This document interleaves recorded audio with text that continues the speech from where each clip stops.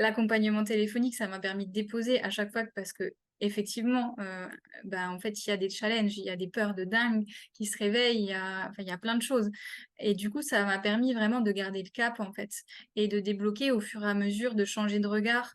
Je sais qu'à un moment donné, je me souviens d'un exemple très précis où, en fait, on n'arrivait pas à vendre les choses de la maison et tu m'as posé la question: «Mais du coup, vraiment, concrètement, si tu es honnête, qu'est-ce qui t'empêche en fait de...» Ah non, c'était par rapport à la proposition de changer de lieu.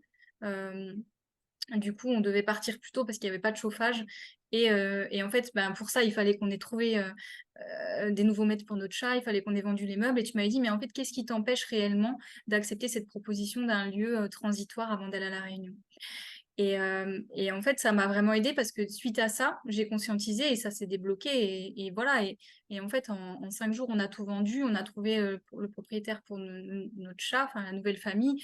Et en fait, ça s'est vraiment débloqué et ça aurait pu rester si j'avais pas conscientisé ça. Donc ça, c'est vraiment aidant. C'est garder le cap. Ça permet de conscientiser des choses qu'on voit pas ou qu'on n'arrive pas à voir pour y aller, quoi. Et puis, ouvrir le champ des possibles parce que vraiment, ça paraissait... je l'avais déjà fait plusieurs fois hein, avec l'endométriose, enfin, mais là, c'était quand même en grand.